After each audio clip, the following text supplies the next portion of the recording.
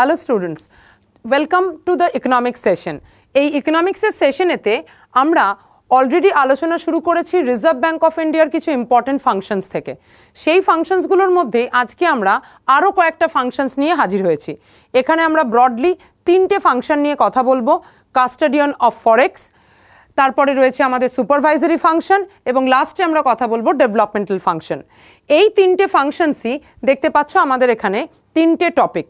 আমরা তাহলে আমাদের আলোচনাটা প্রথম টপিক অর্থাৎ কাস্টোডিয়ান অফ ফরেক্স থেকেই স্টার্ট করব। এই যে কাস্টোডিয়ান অফ ফরেক্স এই জায়গাটাতে আমাদের দুটো শব্দের মানে বুঝতে হবে। প্রথমে যেটা বুঝতে হবে সেটা হচ্ছে এখানেতে ফরেক্স কথাটার মানে কি। ফরেক্স কথাটার মানে হচ্ছে ফরেন এক্সচেঞ্জ রিজার্ভ অর্থাৎ বৈদেশিক মুদ্রার ভাণ্ডার। এই যে বৈদেশিক মুদ্রার ভাণ্ডার এটা কিভাবে তৈরি হচ্ছে না, আমরা যখন কোনো জিনিসকে এক্সপোর্ট করছি তার বিনিময়ে বৈদেশিক মুদ্রার আয় হচ্ছে, আবার ঠিক একইভাবে কোনো জিনিসকে যখন আমরা ইম্পোর্ট করতে চাই তখন সেই বৈদেশিক মুদ্রারই একটা অংশ আমাদের খরচা হয়ে যাচ্ছে। তো এই এক্সপোর্ট ইম্পোর্ট করার পরে যে পরিমাণ বৈদেশিক মুদ্রা আমাদের কাছে জমা থাকছে সেই মজুদ বা ভাণ্ডারটাকেই আমরা এখানে বলছি ফরেক্স বা ফরেন এক্সচেঞ্জ রিজার্ভ। এবার আমরা বলছি custodian of foreign reserve. Custodian কথাটা আসছে কাস্টাডি অর্থাৎ হেফাজত থেকে। কাস্টাডি কথাটার বাংলা যদি হেফাজত হয় তাহলে কাস্টোডিয়ান মানে হচ্ছে হেফাজতকারী, অর্থাৎ যার কন্ট্রোলে বা রেগুলেশনে এই ফরেন রিজার্ভটা রয়েছে। তো সেই জায়গা থেকে দাঁড়িয়ে আমরা কাকে এই হেফাজতকারীর রোলটা দিচ্ছি না আরবিআইকে।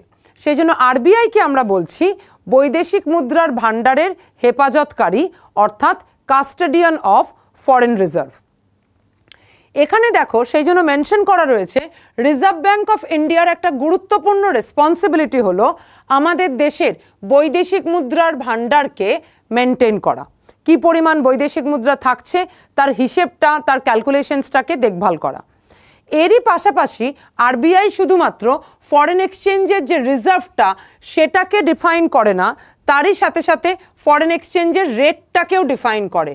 ফরেন এক্সচেঞ্জ রেট মানে এই যে প্রত্যেক দিন আমরা ডলারের দামটা রুপিতে এক্সপ্রেস হতে দেখি, নিউজ পেপারে দেখতে পাই, বিভিন্ন চ্যানেলেতে দেখতে পাই, এই জায়গাতে যে ডলারের ভ্যালুটা এখানে ডিফাইন হচ্ছে রুপির রেসপেক্টে, এটাকে আমরা এক্সচেঞ্জ রেট বলি। এটা বাজারের দ্বারাও নির্ধারিত হতে পারে বা কিছু কিছু দেশের ক্ষেত্রে সেন্ট্রাল ব্যাঙ্কও এটাকে ডিটারমাইন করতে পারে। ইন্ডিয়াতে যে বডিটা এই ফরেন এক্সচেঞ্জ রেটটাকে ডিটারমাইন করতে পারে সেটা হলো আরবিআই। সেই জন্য আরবিআই ফরেন এক্সচেঞ্জের স্টক বা রিজার্ভটাকে মেনটেন করার সাথে সাথে ফরেন এক্সচেঞ্জের রেটটাকেও নির্ধারণ করতে পারে। এই যে ফরেন এক্সচেঞ্জের রিজার্ভটা রয়েছে এই রিজার্ভটাকে মেনটেন করার জন্য কি কি কম্পোনেন্ট আমরা রিজার্ভে জমা রাখি চলো সেটা একটু দেখে নিই। এখানে আমরা দেখতে পাচ্ছি অল টুগেদার আমাদের কাছে চারখানা কম্পোনেন্ট রয়েছে। চারটে কম্পোনেন্টের মধ্যে প্রথমে দেখো দেওয়া রয়েছে ফরেন কারেন্সি অ্যাসেট অর্থাৎ বৈদেশিক মুদ্রা। এই বৈদেশিক মুদ্রার মধ্যে আমরা দেখতে পাই যে 5টা কারেন্সি রয়েছে, যেমন ইউএস ডলার আছে, পাউন্ড স্টার্লিং আছে, এছাড়া রয়েছে ইউরোপিয়ান ইউনিয়নের ইউরো, এছাড়া রয়েছে জাপানের ইয়েন এবং চায়নার রেনবিনবি। এই কারেন্সিগুলো আমরা ফরেন কারেন্সি অ্যাসেটের মধ্যে থাকতে দেখি। এই চারটে কম্পোনেন্টের মধ্যে আমি বলে দিই লার্জেস্ট শেয়ার কিন্তু ফরেন কারেন্সি অ্যাসেটের, আর এই ফরেন কারেন্সি অ্যাসেটের মধ্যে লার্জেস্ট শেয়ার হলো ইউএস ডলারের। তো সেই জায়গা থেকে দাঁড়িয়ে ফরেন কারেন্সি অ্যাসেটের হাতে লার্জেস্ট শেয়ার হোল্ড করছে। এরপরে রয়েছে গোল্ড এবং সিলভার। এই দুটো মেটাল দিয়েও আমরা ফরেন রিজার্ভকে মেনটেন করি এবং ফরেন রিজার্ভের ভ্যালুয়েশনে এই দুটো মেটালকে কনসিডার করা হয়। নেক্সট যেটা রয়েছে সেটা হলো special drawing rights of IMF. এই স্পেশাল ড্রয়িং রাইটস এটাকে আমরা শর্টেতে অনেক সময়তে এসডিআর বলি এবং এটার আর একটা পপুলার নামও রয়েছে সেটা হলো পেপার গোল্ড। সহজ কথাতে বললে এটা হচ্ছে আইএমএফের একটা নিজস্ব কারেন্সি ইউনিট, অর্থাৎ আইএমএফের যে কারেন্সি বা যে ইউনিটেতে আইএমএফ তার মেম্বার কান্ট্রিগুলোকে টাকা ধার দেয় সেই ইউনিট বা এক্সপ্রেশনটাকে আমরা বলে থাকি এসডিআর। এই এসডিআরকেও আমরা ফরেন রিজার্ভের একটা কম্পোনেন্ট হিসেবে কনসিডার করি। এছাড়া আমরা as a member country of IMF কী পরিমাণ রিজার্ভ আইএমএফের কাছে জমা রাখছি, কী পরিমাণ টাকা আমরা আইএমএফের কাছ থেকে যে কোনো সময় পেতে পারি, সেটাকেও আমরা ফরেন রিজার্ভের কম্পোনেন্ট হিসেবে কনসিডার করব। সুতরাং এই চারটে কম্পোনেন্ট আমাদের ফরেন রিজার্ভের কম্পোনেন্ট হিসেবে কনসিডার্ড হয়। নেক্সট এবার আমরা চলে আসছি আরবিআই এর পরবর্তী ফাংশন, দেখতে পাচ্ছ সুপারভাইজারি ফাংশন। আরবিআই আমরা এই ক্ষেত্রে আগেই পড়েছি যে আমরা আরবিআই হচ্ছে আমাদের দেশের সমস্ত ব্যাংকের একটা রেগুলেটর বা সুপারভাইজার। আমাদের দেশে ছোট বড় দেশি বিদেশি পাবলিক প্রাইভেট যত ধরনের ব্যাংক আছে সমস্ত ব্যাংকগুলোকে সুপারভাইজ বা রেগুলেট কিন্তু করবে কে না আরবিআই।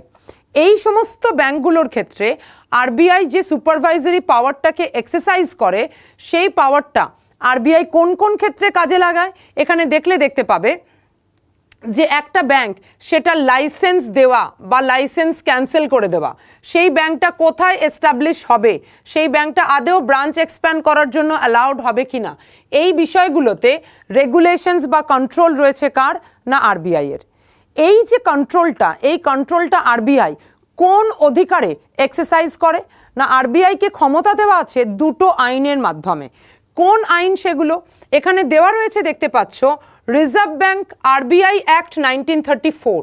এই অ্যাক্ট ছাড়াও আরও একটা অ্যাক্ট রয়েছে, সেটা হলো ব্যাংকিং রেগুলেশন অ্যাক্ট 1949। তো এই আরবিআই অ্যাক্ট 1934 এবং ব্যাংকিং রেগুলেশন অ্যাক্ট 1949 এই দুটো নিয়ে আমরা দেখতে পাই যে আরবিআই তার রেগুলেটরি বা সুপারভাইজারি পাওয়ারটাকে এখান থেকে ডিরাইভ করছে এবং ব্যাংকগুলোকে রেগুলেট করার ক্ষেত্রে, লাইসেন্স দেওয়ার ক্ষেত্রে, ব্রাঞ্চ এক্সপ্যানশন করার ক্ষেত্রে, অ্যামালগামেশন বা মার্জারের ক্ষেত্রে সেই পাওয়ারটাকে এক্সারসাইজ করছে। তো সেই প্রসঙ্গে আমরা সুপারভাইজারি পাওয়ারটা আরবিআই এর দেখতে পাই। এছাড়া লাস্টলি আরবিআই এর কাছে আর একটা পাওয়ার রয়েছে, সেটা এখানে আমরা দেখতে পাচ্ছি, দেখো, ডেভেলপমেন্ট অ্যান্ড প্রমোশনাল ফাংশন। এটার মানে কি, আরবিআই এই সমস্ত ফাইন্যান্সিয়াল কাজগুলো করার সাথে সাথে বেশ কিছু নন মানিটারি অ্যাক্টিভিটির সাথেও যুক্ত। কীরকম? ফর এক্সাম্পল, আরবিআই চাইছে ব্যাংকিং হ্যাবিটকে প্রমোট করতে, আরবিআই চাইছে ব্যাংকিং সেক্টরকে এক্সপ্যান্ড করতে, আরবিআই চাইছে ভারতবর্ষের কোনায় কোনায় ব্যাংকিং পরিষেবা পৌঁছে যাক। এই যে ইনিশিয়েটিভগুলো, এইগুলো কিন্তু একটা অর্থনীতির সামগ্রিক উন্নয়নের দিকটাকে টেক কেয়ার করে। সেই কারণটার জন্য এই ডেভেলপমেন্টের কাজেতেও কিন্তু আরবিআই ভূমিকা পালন করলো।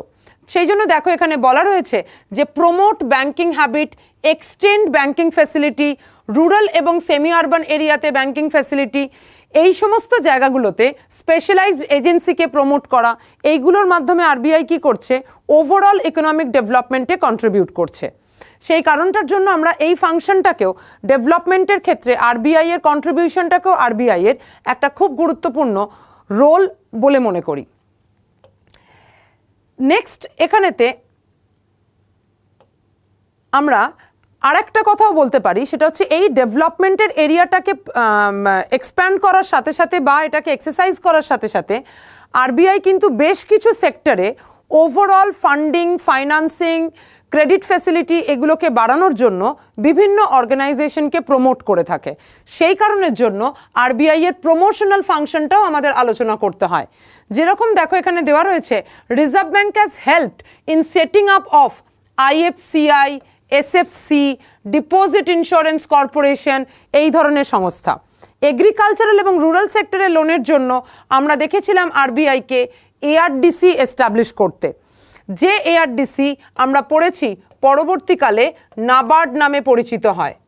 এছাড়াও আমরা দেখেছি হাউজিং সেক্টরে ফাইন্যান্সিং ফ্যাসিলিটিকে প্রমোট করার জন্য আরবিআই প্রমোট করেছে কাকে না ন্যাশনাল হাউজিং ব্যাংককে।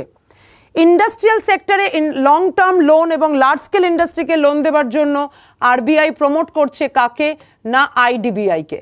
সুতরাং বুঝতেই পারা যাচ্ছে ইন্ডাস্ট্রিয়াল সেক্টরের ডেভেলপমেন্টের জন্য আইডিবিআই এর প্রমোশনস বা হাউজিং সেক্টরের ফাইন্যান্সিংয়ের জন্য ন্যাশনাল হাউজিং ব্যাংকের প্রমোশনস বা এগ্রিকালচারাল সেক্টরের ডেভেলপমেন্টের জন্য এআরডিসির প্রমোশনস, এই জায়গাগুলোতেও আরবিআই তার প্রমোশনাল ফাংশনকেও এক্সারসাইজ করছে।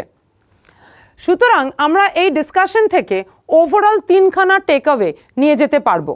কি কি আমরা এখান থেকে শিখলাম? দেখতে পাচ্ছি আরবিআইকে আমরা কনসিডার করলাম অ্যাজ কাস্টোডিয়ান অফ ফরেক্স, অর্থাৎ বৈদেশিক মুদ্রার হেফাজতকারী।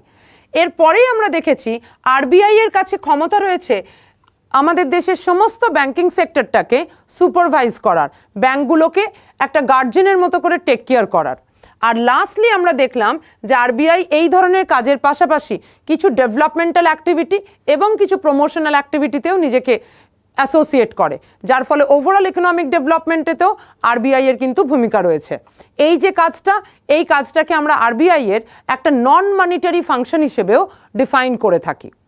আশা করি তোমরা এই সেশনটাতে এই 3টে ফাংশন বুঝতে পেরেছো এবং তোমাদের এই বিষয়টা প্রত্যেকের কাছে ক্লিয়ার হয়েছে। প্রত্যেককে থ্যাংক ইউ, প্রত্যেকে ভালো করে থেকো।